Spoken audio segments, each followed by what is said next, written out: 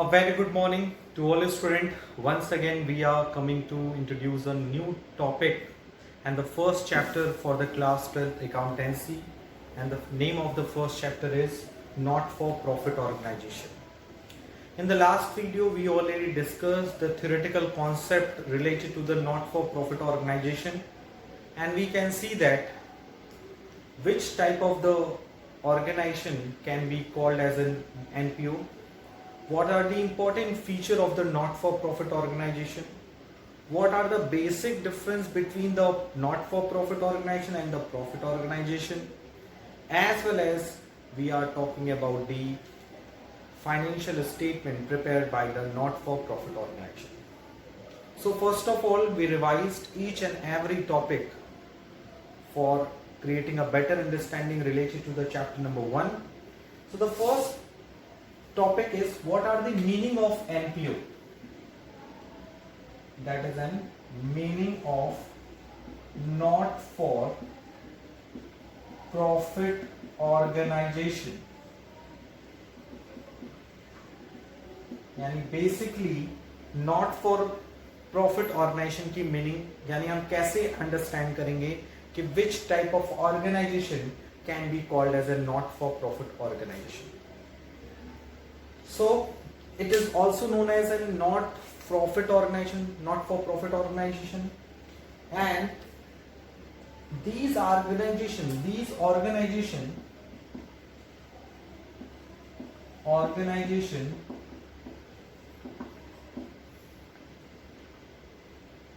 are set up for the purpose of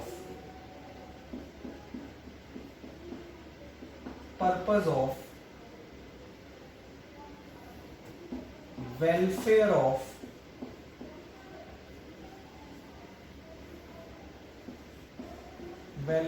society.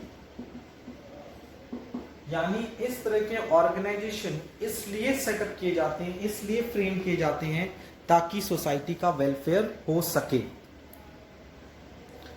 As well as the primary motive of not for profit organization, the primary motive of not for profit organization is providing services. किस लिए इनका primary motive क्या होता है? is providing services provide करना. किसको services provide करना? to its member, अपने मेंबर्स को सर्विसेज प्रोवाइड करना. यानी कि basically not for profit organisation वो ऑर्गेनाइजेशन है जिनका मेन एम प्रॉफिट कमाना ना होकर बल्कि अपने मेंबर्स को सर्विसेज प्रोवाइड करना. Okay. As well as if you are talking about the examples of the NPO, so example of NPO that is an school, colleges, clubs, hospital.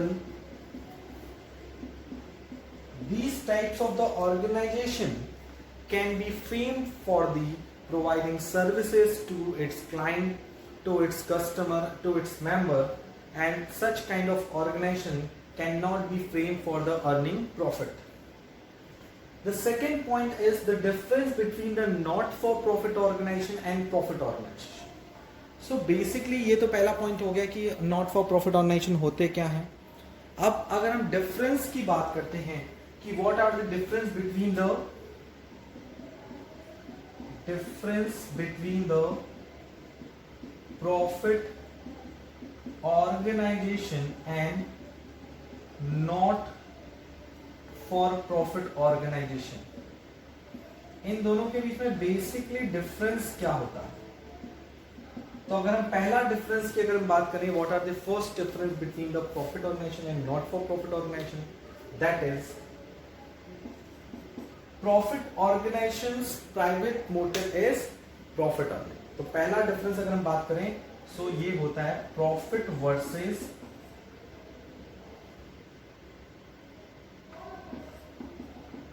Versus welfare.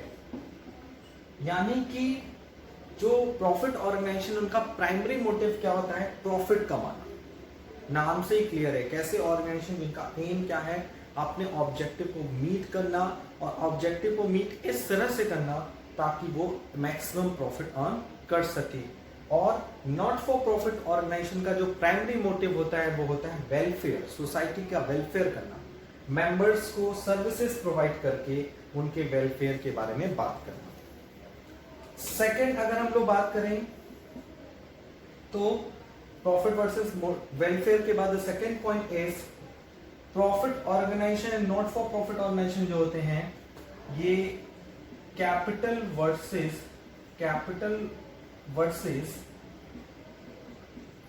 Capital fund.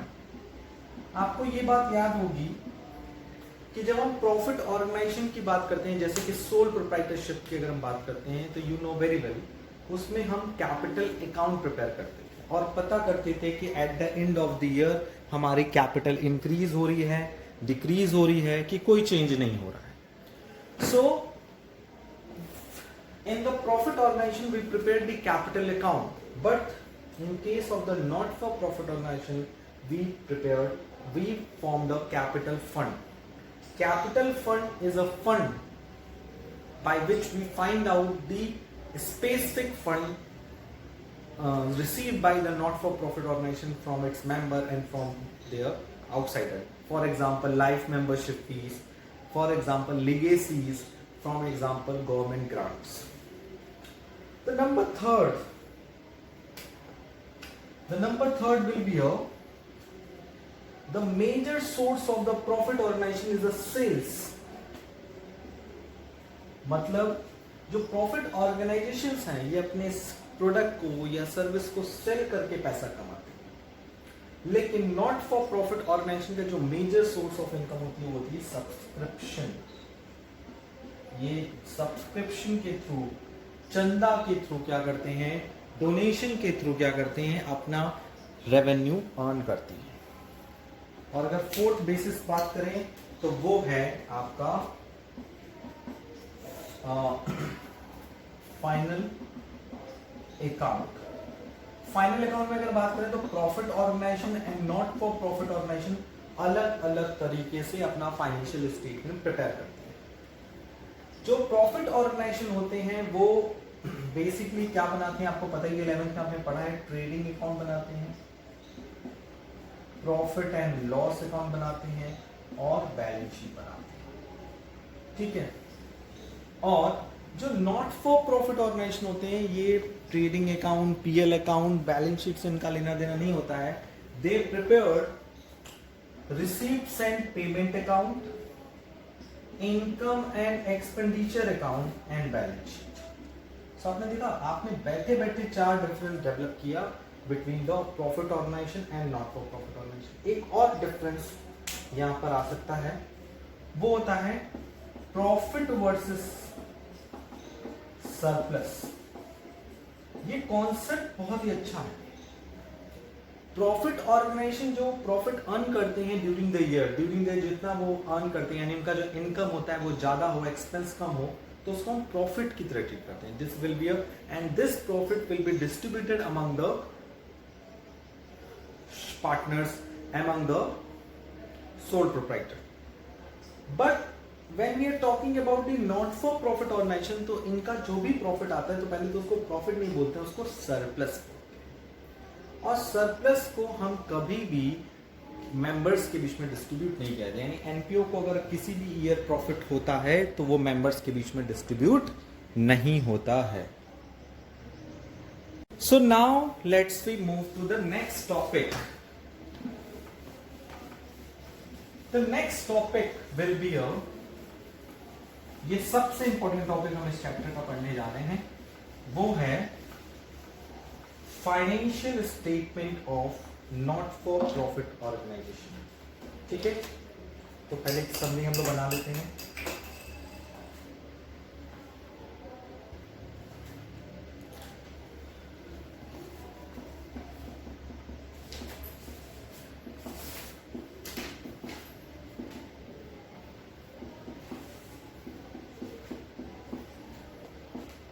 In the financial statement of NPO, there are basically three important document prepared by the not-for-profit organization at the end of the accounting year. The first will be a receipts and payment account. Okay. Number second will be a income and expenditure account. And number third will be a balance sheet. यानी कि जो भी एनपीओज होते हैं वो basically दो account, receipts and payment account, income and expenditure account, and third एक statement balance sheet prepare करते हैं eight the end of the every year. So first of all, let's discuss what is the brief and important point related to the receipts and payment account.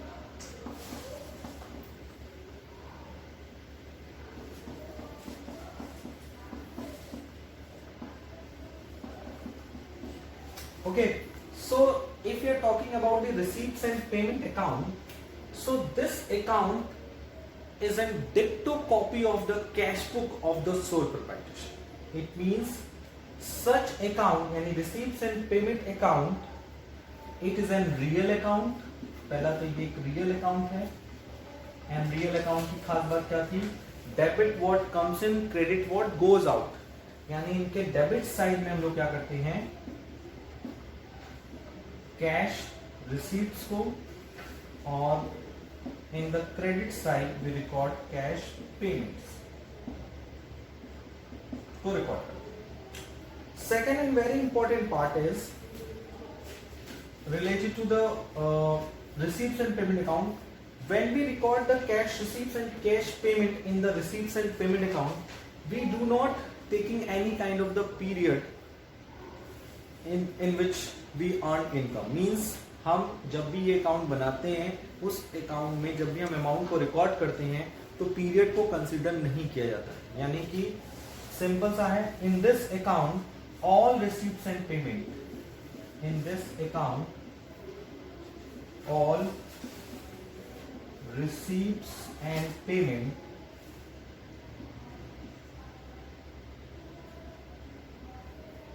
Payments irrespective of period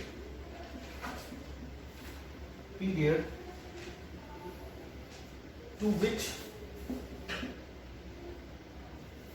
they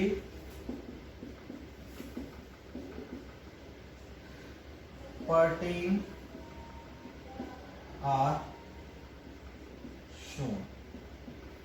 मतलब इस account में हम सारे receives and payment को record करते हैं, हमें उनसे रिलेटेड पीरियड को कंसीडर नहीं करना होता. जैसे कि अगर आपको रेंट मिला फॉर द प्रीवियस ईयर, तो ऐसा नहीं हम प्रीवियस ईयर के रेंट को कंसीडर करेंगे, नहीं. मींस वो मिला ना, इससे हमें मतलब है, वो प्रीवियस ईयर का मिला, करंट ईयर का मिला, फ्यूचर ईयर का मिला, इससे कोई मतलब नहीं है. पेमेंट्स में वही है, अगर हमने रेंट पे किया इस ईयर का तो भी रिकॉर्ड करेंगे, प्रीवियस ईयर का पे किया तो भी रिकॉर्ड करेंगे, नेक्स्ट ईयर क्या पे किया तो भी रिकॉर्ड करेंगे. All types of the cash receipts and cash payment will be record under the receipts and payment account. And the very important part is all types of cash receipts, all types of cash receipts and payments,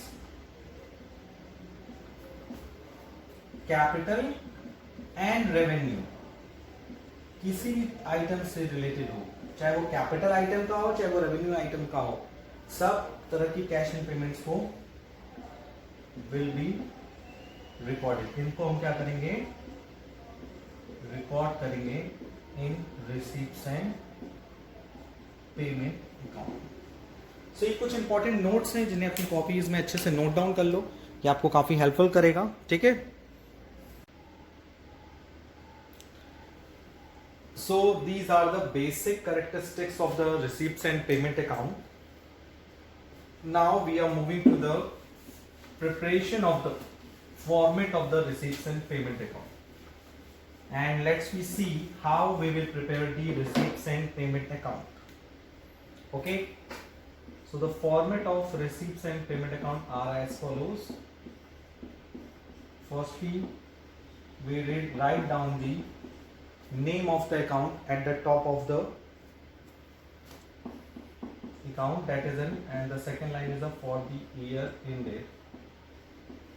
Yes, and the format will be a particulars amount.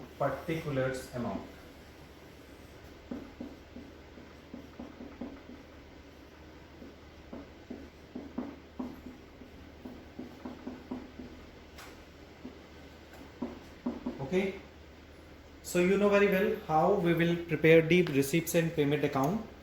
So this is in basic format. In the debit side we record all the cash receipts, and in the credit side we record all the cash payment.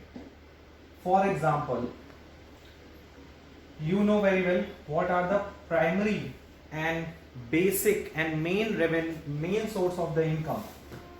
So the first one is a subscription, donations,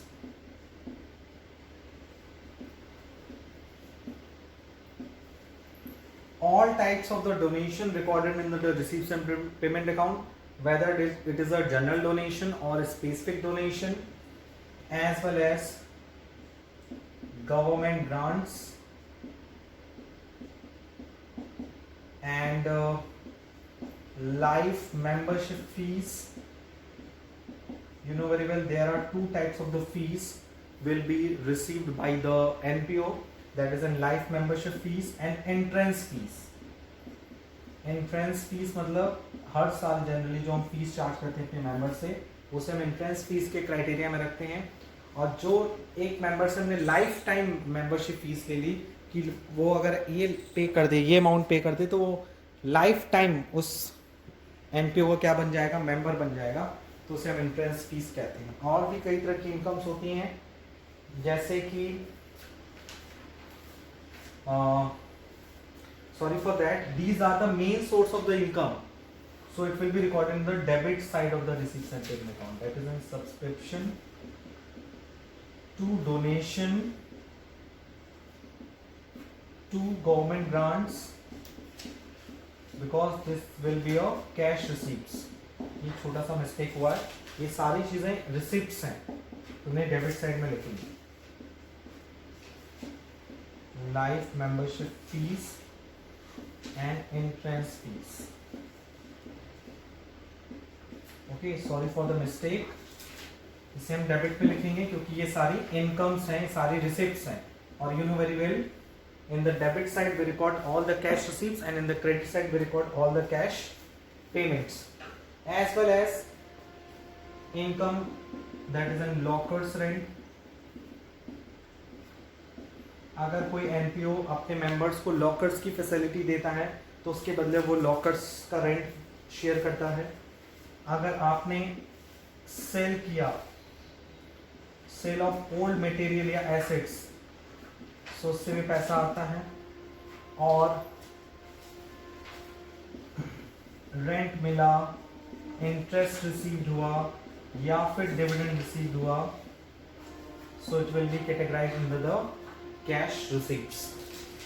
And in the cash payments we record, the first one is an annual maintenance charges like a salary, rent. Okay, if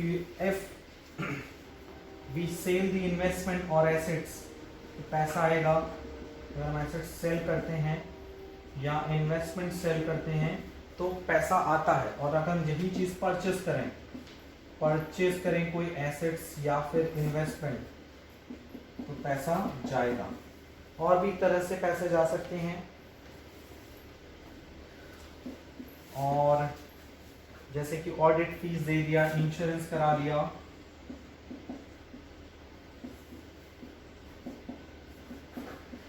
ठीक है. ये basic format है of the receipts and payment account. और at the end of the year जो भी balance बचता है उसे हम बाई बैलेंस सीधे के थ्रू रिप्रेजेंट करते हैं, that is N closing balance of cash और bank at in the NPO. Okay, so please note down this format in your copy properly. Now we are moving to the next topic, that is in preparation of income and expenditure account. And before that we have to prepare the in receipts and payment account. तो पहले हम एक question solve कर लेते हैं, पहले एक receipts and payment account बना लेते हैं हम लोग, ठीक है, कि कैसे रिसीप्ट्स एंड पेमेंट अकाउंट बनता है। और आज के बाद हम लोग जब कल से वीडियोस देखोगे तो उसमें हम लोग क्लास के जो क्वेश्चंस हैं, बुक के जो क्वेश्चंस हैं, उस पर हम लोग डिस्कस करेंगे। So the question is, from the following particulars related to the Shyam ji charitable society prepare a receipts and payment account for the year ending 31st March 2019. So आपको प्रिपेयर करना है receipts and payment account of Shyam ji charitable trust, and date is for the year ended 31st March 2019, and the format are as follows. Format अभी just हम लोगों ने बनाया है, तो आई होप कि फॉर्मेट को लेकर किस तरह का कोई कंफ्यूजन नहीं होना चाहिए। और अब हम लोग क्या करेंगे, डेबिट साइड में सारी cash receipts and credit side में सारे कैश पेमेंट्स को रिकॉर्ड करेंगे।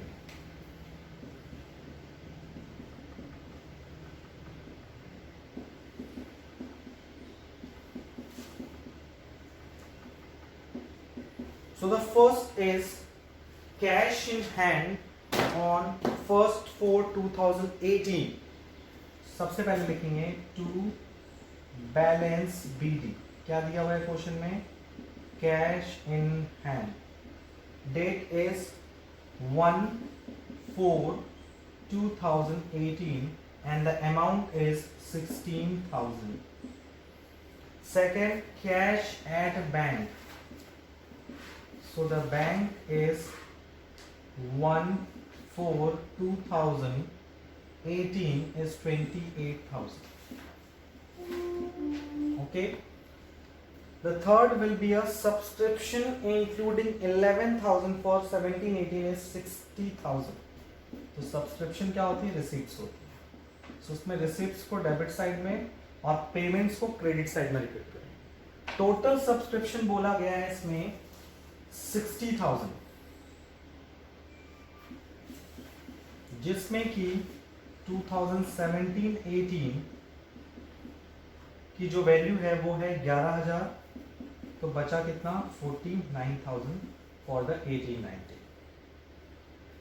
नेक्स्ट, डोनेशन फॉर बिल्डिंग, आपको बिल्डिंग के लिए डोनेशन मिला, तो मैंने आपको बताया था डोनेशन किसी भी तरह का हो, चाहे वो स्पेसिफिक डोनेशन हो चाहे वो जनरल डोनेशन हो, हम हर तरह के डोनेशन को उसमें कंसीडर करेंगे। ये भी इनकम है, तो donation for building and the value is 2,90,000. Next is miscellaneous expense. ये क्या होता है, आपका एक्सपेंस होता है। So miscellaneous expense is 98,000. And next will be a lockers rent. Lockers rent क्या होती है, सिंपल से बताइए, इनकम होता है कि एक्सपेंस होता है? लॉकर्स रेंट क्या होती है, इनकम होती है। तो इसे हम लोग कहाँ रिकॉर्ड करेंगे, debit. And the lockers rent value is 32,000। And the last one is the entrance fees. ये भी क्या होता है, आपकी इनकम होती है। इनकम मतलब कैश रिसीप्ट्स, क्योंकि डेबिट साइड में हम लोग क्या रिकॉर्ड करते हैं, इन द कैश रिसीप्ट्स, और क्रेडिट साइड में हम लोगों ने कैश पेमेंट्स रिकॉर्ड करते हैं। सो डेबिट में काफ़ी वैल्यूज हैं, क्रेडिट में कम वैल्यूज हैं. Entrance fees will be 41,000. अब क्या करेंगे, eight the end of the question हम टोटलिंग करेंगे और फाइंड आउट करेंगे कि बैलेंस कितना आएगा. सो टोटलिंग करने पर you can see that 290, 3 lakh, 334, 394 plus 32 and 41, 7, 467, 4,67,000 is the balance. So credit में भी कितना आना चाहिए, 4,67,000. उसमें से हम 98,000 डिडक्ट कर देंगे because it is will be a payment. So the balance is 3,69,000 is an closing balance. और इसमें हमें ये नहीं क्लियर आइडेंटिफाई कर सकते हैं कि बैलेंस किसका है, कैश इन हैंड है कि कैश एट बैंक है. तो आप कोई भी कैश इन हैंड या कैश एट बैंक के तहत के अंडर में इसे आप शो कर सकते हो. The date is 31 March 2019. So ये आपका बन गया receipts and payment account. So you can see that in the receipts and payment account सबसे पहली और इम्पॉर्टेंट बात हमने ये कंसीडर की कि इसमें हम डेबिट साइड में cash receipts and credit side में कैश पेमेंट को शो करते हैं.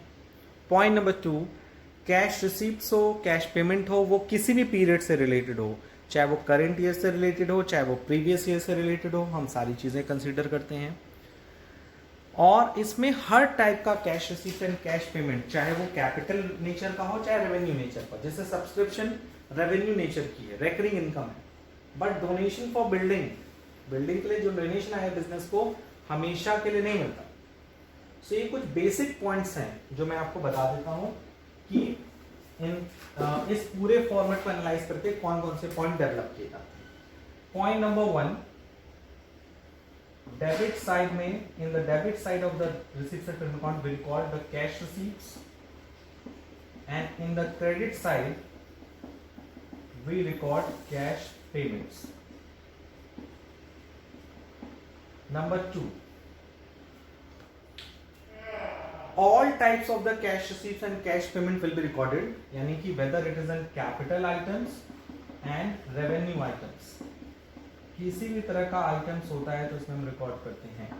यानी अगर आप देखो तो सब्सक्रिप्शन एक रेवेन्यू आइटम्स है, उसे भी हमने कैश रिसीप्ट्स एंड पेमेंट में रिकॉर्ड किया है. डोनेशन फॉर बिल्डिंग, ये भी क्या है आपका कैपिटल आइटम है, तो भी इसको मैंने रिकॉर्ड किया. यानी कि आप देख लो ये रेवेन्यू आइटम है, ये कैपिटल आइटम है, ये रेवेन्यू आइटम है, ये रेवेन्यू आइटम्स है. सो सब रेवेन्यू आइटम रिकॉर्ड है, इसके साथ साथ कैपिटल आइटम भी रिकॉर्ड किया गया है.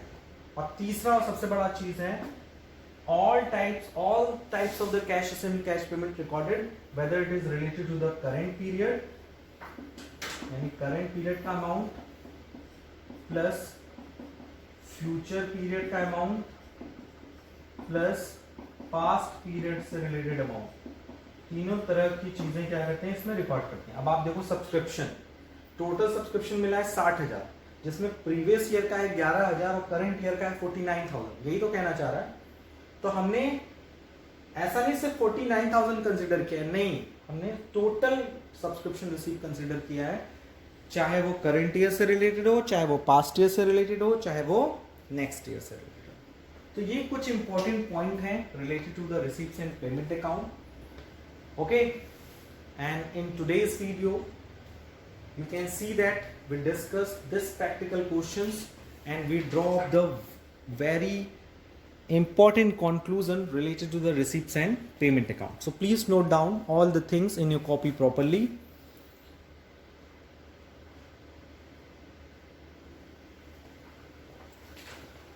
So in today's video you can see that we discuss a lots of the concepts and basic introduction related to the not-for-profit organization. Firstly, we can see that which types of the organization can be categorized under the not-for-profit organization. यानी किस तरह के organisation को हम not for profit organisation की category में रखते हैं.